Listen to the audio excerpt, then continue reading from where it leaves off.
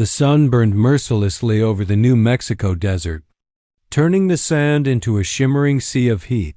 The horizon stretched endlessly, broken only by the faint outline of a man on horseback, Jonas Hawley, a rancher whose silence spoke louder than words. He was a man carved from solitude, his heart as weathered as the leather reins in his hands years ago.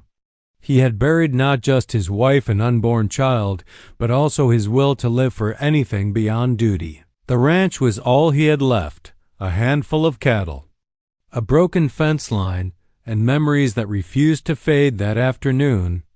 Jonas was tracking a stray mare that had wandered off from his herd.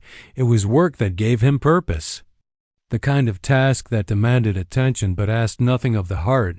As he rode through a stretch of dry riverbed, his horse slowed, ears flicking towards something up ahead. Jonas squinted against the glare for a moment. He thought it was nothing, just wind stirring the sand, but then he saw movement, small, weak and uncertain. Cautiously, he rode closer, his hand resting near the rifle strapped to his saddle. When he reached the edge of the dunes, the sight stopped him cold. 4 children huddled together beneath a crooked mesquite tree, clothes torn, faces sunburned, lips cracked from thirst. The oldest, a boy no more than 12, clutched a stick like a weapon. His eyes were fierce, but beneath the defiance was pure fear. Jonas dismounted slowly, holding his hands up in peace. "Easy, son," he said, his voice rough from disuse. "Ain't gonna hurt you." The boy didn't answer, he just glared, shielding the younger ones, a girl around 10, another maybe 6, and the smallest, a toddler, limp in her sister's arms. Jonas's throat tightened. He saw his past reflected in their eyes, loss, confusion, and the stubborn will to keep going even when there's no reason to. He unhooked his canteen and tossed it toward the boy, who hesitated, then snatched it up. They drank greedily. Passing it between them, the smallest whimpered faintly, a sound that hit Jonas like a bullet to the heart. He crouched beside them, inspecting the horizon. There was no wagon, no adults, no supplies, nothing but endless desert. "Where are your folks?" he asked. The boy looked away. "Gone." The single word carried all the weight of the world. Jonas didn't press further. He'd known that tone before. When words hurt more than silence, he looked down at the smallest child, then at the others, and realized they wouldn't last another day out here. He could leave them right away and tell himself it wasn't his problem. But he knew he wouldn't. Not this time. He stood and extended his hand. "Come on, you're coming with me." The boy hesitated, suspicion etched into his face, but the others looked to him hopefully. After a long moment, he nodded. Jonas lifted the toddler carefully into his arms, settling her against his chest. She was feather-light, her small fingers curling weakly into his shirt. The journey back was long and grueling. Jonas shared what little water he had left, walking his horse when the children grew too weary to ride. The desert stretched on, a vast sea of silence broken only by the wind and the distant cry of a hawk as dusk fell. Jonas looked back at the line of weary faces following him. Something stirred deep in his chest, not pity, but purpose. By the time they reached his ranch, the stars had begun to burn above the desert sky. The children slept in the saddle, their heads resting on each other's shoulders. Jonas carried them one by one into the cabin, laying them on his own bed. As he stood in the doorway, watching them breathe softly in the flickering lantern light, he realized he hadn't felt this alive in years. He whispered into the stillness, his voice barely audible, "Guess the Lord found a way to make me useful again." He didn't know it then, but that night, in saving 4 lost children, Jonas Hawley had also taken his first step toward saving himself. The morning after Jonas brought the orphans home, the desert was quiet except for the low moan of the wind slipping through the cracks of his old cabin inside. The air smelled of dust, smoke, and something unfamiliar. Life. 4 small forms slept in his bed, curled under his worn blankets. while Jonas sat at the table staring into a cup of cold coffee. He hadn't slept all night. Every time one of them stirred or coughed, he'd looked over, afraid they might vanish. Like ghosts blown away by the dawn, he didn't know what he was doing. He'd spent years living alone, surviving on hard bread, jerky, and silence now. He had 4 hungry mouths to feed and barely enough supplies for one man as he watched the rising sun creep across the floorboards. A thought clawed at him. What if he couldn't keep them alive?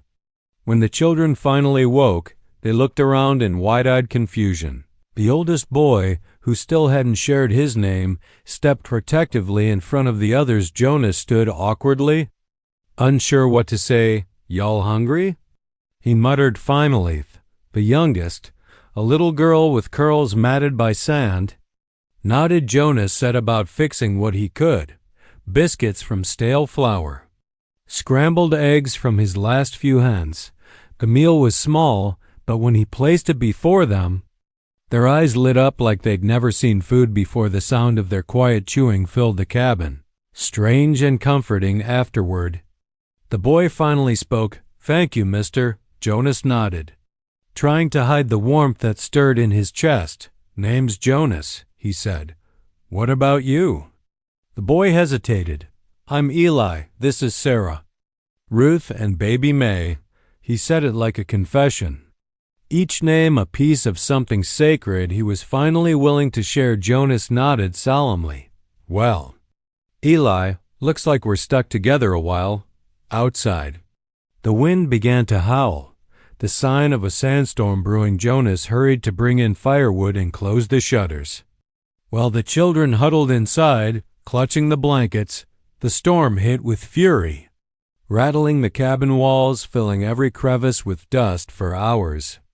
The wind screamed against the windows, and the world outside vanished into a swirling haze. Jonas sat by the hearth, feeding the fire while the children stayed close, their faces pale in the flickering light. Sarah, the middle girl, clutched a small wooden cross in her hand, its surface worn smooth from years of holding it. When Jonas noticed, she caught his gaze and whispered, "Mama said angels don't always have wings, sometimes they ride horses." Jonas turned away quickly, blinking against the sting in his eyes. He hadn't prayed in years, hadn't believed there was anything left to believe in, but that simple sentence hit something deep within him.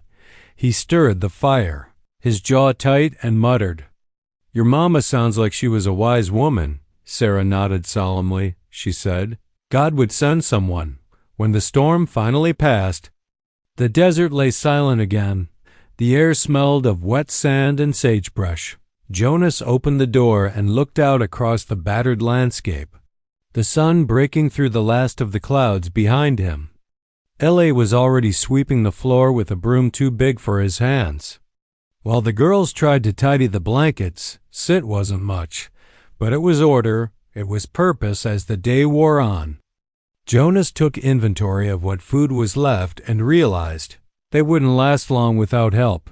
He decided to ride to town the next morning, leaving Eli in charge before he turned in for the night. He checked on them one last time. They were asleep again, huddled close together, the baby's small hand resting on Eli's arm. Jonas stood in the doorway, the firelight glinting off the old cross Sarah had placed on the table beside them for the first time in years. He whispered a quiet prayer, halting and uncertain, for strength, for guidance, for the courage to protect them. As he lay down on the floor that night, exhaustion pulling him under, a thought flickered in his mind. Maybe this storm didn't just pass by accident. The next morning dawned cool and golden, the desert washed clean by the storm. Jonas saddled his horse before sunrise, his worn hat pulled low against the light. Eli stood beside him, trying hard to look brave. The boy's clothes hung loose, his face thin but determined. "You'll be in charge while I'm gone," Jonas said, tightening the saddle straps.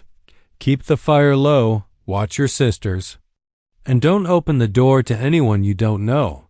Eli nodded, gripping the broom handle like a rifle. "Yes, sir." Jonas paused before mounting his horse. Something about leaving them behind tugged at him. Deeper than reason, he wasn't used to caring, not since the war. Not since the years of loss that had carved silence into his heart, but as he looked back at the three girls standing on the porch, their small faces framed by the morning light, something in him shifted. For the first time in years, he felt like he had someone to come back to. The ride to town was long and rough. The storm had covered the trail in drifts of sand, and the sun was already rising hot. Jonas's mind kept drifting back to the cabin, to the way the baby had reached for his beard, to the shy smile Sarah gave when she saw the biscuits, to Eli's quiet strength. It had been a long time since his heart had held anything but dust and regret, and the feeling frightened him almost as much as it comforted him. When he reached town, folks looked up from their chores, surprised to see him. Jonas was known as a loner, the quiet rancher who kept to himself when he mentioned needing supplies for a few extra mouths. Curiosity rippled through the general store like a gust of wind. Extra mouths? Asked Mrs. Halpern, the storekeeper's wife. Peering over her spectacles, found some young'uns out past Red Rock Canyon. Jonas said simply, 4 of 'em, don't know what happened to their folks. Mrs. Halpern's eyes softened. Mercy, poor souls, you did right bringing them in, Jonas, he shrugged. Uncomfortable with the praise, just couldn't leave 'em there. By the time he rode back, his saddlebags were full: flour, beans, dried apples, and a few bolts of cloth for clothes. But what weighed more than the supplies was a strange feeling that had followed him all the way home. Purpose. When he crested the last ridge before the cabin, he saw smoke rising steadily from the chimney. The sight eased something in his chest as he rode closer. The sound of laughter met him, real, light laughter, the kind that hadn't touched his home in years inside. Eli was reading from an old Bible he'd found on Jonas's shelf while the girls listened intently. Sarah was holding baby May, and Ruth was braiding bits of dried grass into a doll. They looked up when Jonas stepped in, and the baby squealed, reaching for him. See? Eli said proudly. We kept things fine. Jonas nodded, trying to hide the emotion tightening his throat. Looks that way. That night, after supper, they all sat outside under a sky full of stars. The desert stretched out endless and calm, the air cool and alive with the scent of sage. Eli leaned against the porch post, while Sarah hummed a tune their mother had taught them. Jonas sat nearby, silent but content, watching the stars shimmer above the vast, empty land. In that stillness, something unspoken passed between them, a quiet understanding that they needed each other. The desert had taken much from all of them, but in its harshness, it had also given them this fragile, unexpected family. When Sarah finally spoke, her voice was soft but certain. Mama used to say God puts people together for a reason. Jonas looked at her, then at the others. Maybe she was right. For the first time in a long while, he smiled, not the forced kind he'd worn for years, but a real one, full of warmth and hope. As the night deepened and the children drifted to sleep, Jonas stayed awake a while longer. Staring at the stars, he thought about the years he'd spent believing he was done with life, done with caring. But now, with 4 little souls asleep under his roof, he realized something powerful, that sometimes, even in the hardest land, love could take root again. And somewhere deep in his chest, beneath the dust and scars, Jonas felt the first stirring of a miracle. The peace Jonas had found was fragile, a tender flame flickering against the desert wind for weeks. The little family built a rhythm that felt almost like grace. The children helped mend fences, fetched water, and learned to laugh again. Jonas found himself smiling more than he ever thought possible. The cabin that had once echoed with emptiness was now filled with laughter, the smell of bread and the sound of little feet on wooden floors. But peace on the frontier rarely lasted long. It started with the tracks. Jonas spotted them one morning near the outer corral. Boot prints that weren't his or Eli's, too deep, too wide. Someone had been there during the night. Watching, he followed the trail until it disappeared into the canyon. His instincts, sharpened by years alone on the plains, told him this wasn't some traveler passing by. It was deliberate. Someone was circling that night. He sat by the fire long after the children went to sleep. His rifle leaned against the hearth. Cleaned and loaded, the wind howled through the cracks in the windows, and with each gust, Jonas's unease grew heavier. The memory of the children's fear when he'd found them returned. The way they'd flinched at every noise. The haunted look in Eli's eyes when he'd asked, "Is anyone coming for you?"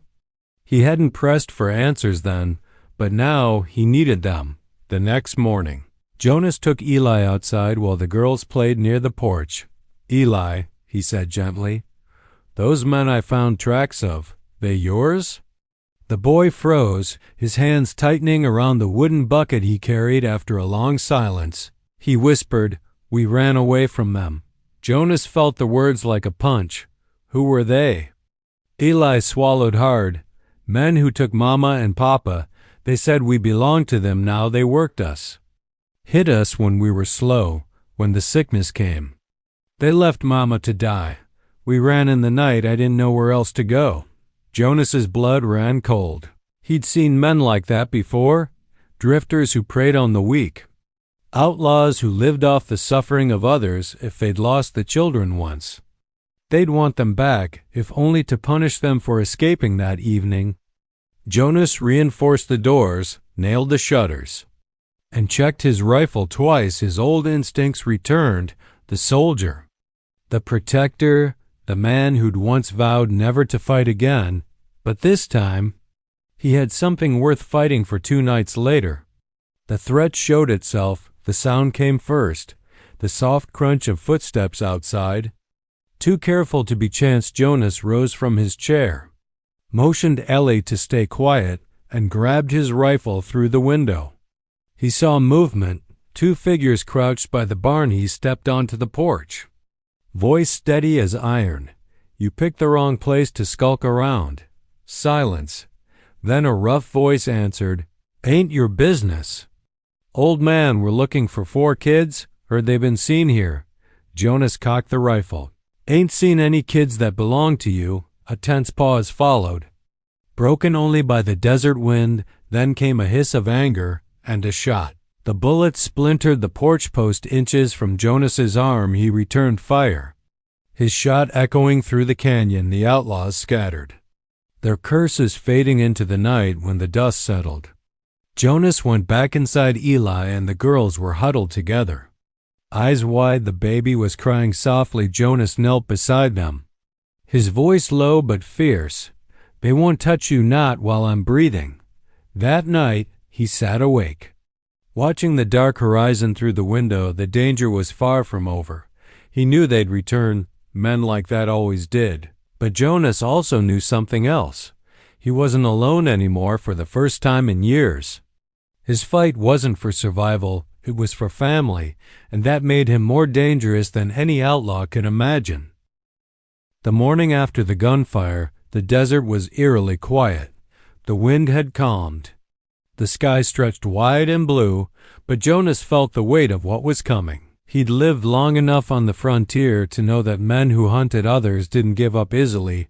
He walked the perimeter at dawn, rifle slung across his shoulder, boots crunching against the dry earth. Every footprint from the night before was etched clearly in the dust, a reminder of the threat still lurking.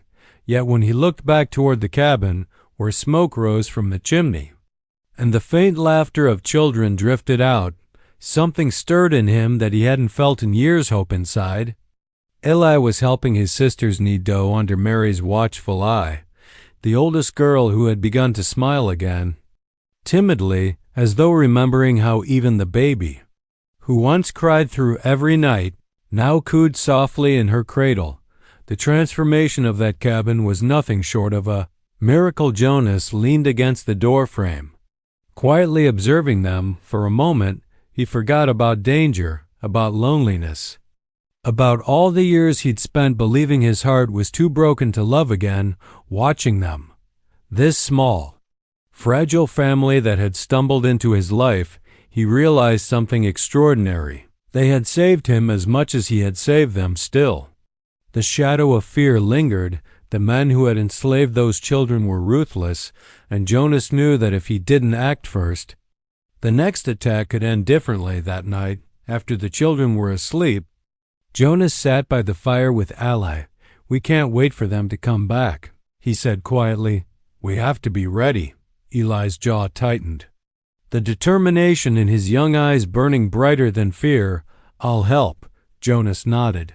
"I know you will, son." The words slipped out naturally, surprising even him, son, but Eli didn't correct him. Instead, he smiled faintly. And Jonas felt something in his chest loosen, a piece of himself long locked away over the next few days. Jonas prepared the homestead for a siege.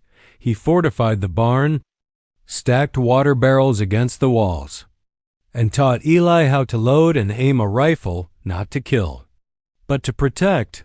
The girls helped by gathering food and caring for the animals. It was as if the entire family had united under one unspoken mission, survival. Then, one evening, while Jonas was checking the traps near the ridge, he saw something that made him stop in his tracks, a storm of dust on the horizon. Too steady to be wind riders, he ran back to the cabin. Heart pounding. "They're coming," he said. Eli's face went pale, but he nodded. The girls huddled together, eyes wide with terror. Jonas knelt beside them, his voice calm but firm. "No matter what happens, you stay inside, you hear me?" The hours that followed were tense and silent. The sound of hooves drew closer, then stopped. Shadows moved outside the fence. Jonas raised his rifle, fingers steady on the trigger, but before the fight could begin, a voice rang out, "Jonas Hawley." Jonas blinked. Few men knew his name anymore. "Who's asking?" Out of the dust rode the sheriff and two deputies, their badges glinting in the sunlight. "Got word about those bandits chasing some kids," the sheriff said. "Dismounting. Been tracking them for days, figured they might head this way." Relief swept through Jonas like a wave. The men helped him secure the area, and by dawn, the outlaws were caught in the canyon. Justice served without another shot fired. As the sun rose, Jonas stood outside the cabin, the golden light spilling over the land. Eli and his sisters came to stand beside him. The boy looked up and said softly, "We're safe now." "Because of you." Jonas placed a hand on his shoulder. "No, son, because of us." It was then that he understood the true miracle. Not the sheriff's timely arrival, not the end of danger, but the rebirth of faith, family, and purpose within a man who had thought his life was already over that morning. As the desert bloomed with light, Jonas knew one thing for certain. What began as an act of mercy had turned into a miracle in the making. Weeks passed since the bandits were captured, and the desert began to shift from harsh brown to soft gold. Spring winds carried the scent of wildflowers over the plains. And for the first time in years, Jonas Hale's ranch no longer felt like a graveyard of memories. It felt like home. Each morning began with laughter instead of silence. The sound of children's feet echoed on the wooden floors as Eli and his sisters helped with chores. The baby, once frail and sickly, now clapped her tiny hands and reached for Jonas whenever he walked by. Even the horses seemed livelier, snorting eagerly at the gate when the children brought their feed. Jonas often stood outside the corral at dusk, his weathered hat in hand, watching the sunset stretch across the sky. He found himself praying again, not with words, but with quiet gratitude. Something divine had been set in motion. The day he stumbled upon those orphans in the sand, he didn't understand it, but he didn't need to. An evening, Eli approached him with a folded piece of paper. "We found this," the boy said softly, holding it out. "It was in my mother's bag." Jonas took it carefully. The paper was yellowed, edges torn, written in a woman's shaky handwriting. It was a letter, unfinished. Addressed to whoever finds my children, he read the words aloud under the fading light. Please, if you find them, take them somewhere safe. Tell them I love them more than life itself. Tell them their mama prayed someone kind would come. Jonas's voice cracked as he reached the end. He folded the paper back up. His calloused hands trembling slightly, Eli looked up, eyes glistening. I think you're the one she prayed for. Jonas swallowed hard. Staring at the horizon, he wanted to say something, anything, but the lump in his throat made it impossible. He only managed a rough nod. Resting a hand on the boy's shoulder that night, he couldn't sleep. The words of that letter echoed in his mind, blending with the memory of his own late wife and the son he'd lost years ago. He had thought God had forgotten him, but perhaps the miracle wasn't that he had saved those children. Perhaps the miracle was that they had saved him. From that day on, everything changed. The loneliness that had haunted the ranch disappeared. Replaced by life and laughter, Jonas adopted the children officially, signing the papers with a trembling hand but a steady heart. Eli started calling him Pa, not out of habit, but out of love. The local townsfolk who once whispered about the reclusive rancher now spoke of him with awe. They couldn't understand how a man so broken had found strength again, or how 4 children alone in the desert had survived long enough to find him. To them, it was unexplainable, a twist of fate, a strange coincidence. But Jonas knew better. Some things, he realized, weren't meant to be explained. Some miracles came quietly, disguised as need and sorrow, only to reveal their purpose when the heart was ready to see. One late afternoon, as the children chased each other through the tall grass, Jonas leaned against the fence and smiled. The setting sun painted everything in gold. Baby's laughter drifted through the air, and Eli waved from the field. Come on, Pa, he called. Jonas chuckled softly, straightening his hat. I'm coming, he replied as he walked toward them. The ache that had lived in his chest for so many years finally lifted for the first time. His heart was light. He looked up at the endless desert sky and whispered, Thank you.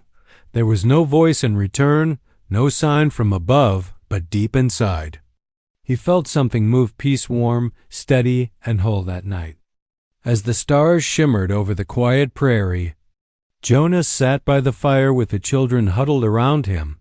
He told them stories of courage and kindness, of second chances and unseen blessings. The little ones fell asleep with smiles on their faces. When the fire burned low, Jonas gazed into the glowing embers and smiled faintly. The world called it a coincidence, a stroke of luck, but to him it was something far greater, a miracle he could never explain, but one he would spend the rest of his days cherishing.